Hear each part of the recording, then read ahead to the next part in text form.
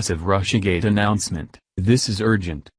For a year now, the mainstream press and high-ranking Democrats have been telling the American public that Russia interfered in the 2016 election. President Trump and President Putin beg to differ. While talking to reporters on board Air Force Ones, President Trump said that he believes Putin's claim that he did not interfere in the election. "Every time he sees me he says, 'I didn't do that,' and I really believe that when he tells me that, he means it. But he says, 'I didn't do that.'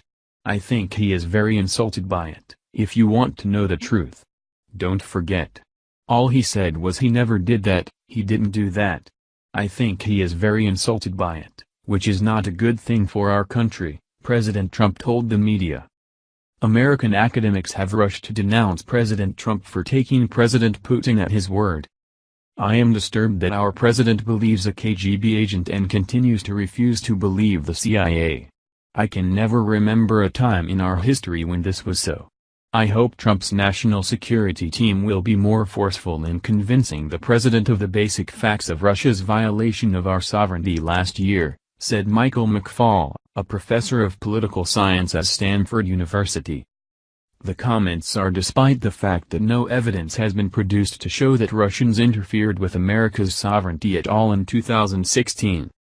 While U.S. intelligence claims that Russian hackers were responsible for leaking the DNC emails, WikiLeaks, who published these emails, remains adamant that their source was non-Russian. Similarly, the hacks themselves are not as much of an attack on American sovereignty as what the emails themselves showed.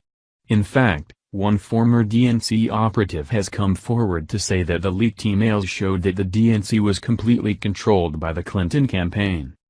This means that votes for Bernie Sanders were virtually worthless because the DNC, which relied on Clinton cash in order to keep operations going, had thrown in with Clinton as early as 2015.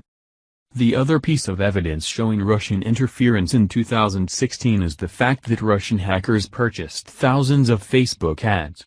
Many of these ads were pro-Democrat or were at least designed to appeal to Democrat voters. The reality of this is that Russian hackers did not change a single vote.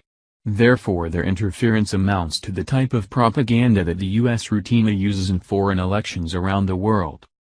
Russia cannot compete with private actors like George Soros, whose various NGOs have poured millions of dollars into European candidates and pro-migrant causes on the continent. While it is naive to believe that Mr. Putin is an honest man, President Trump's other option is believing an American intelligence apparatus that has conspired against him. It really has come down to a battle between two monumental liars. The best outcome would be a strengthened U.S.-Russia relationship, which could go a long way toward ending the war in Syria and de-escalating the conflict on the Korean Peninsula.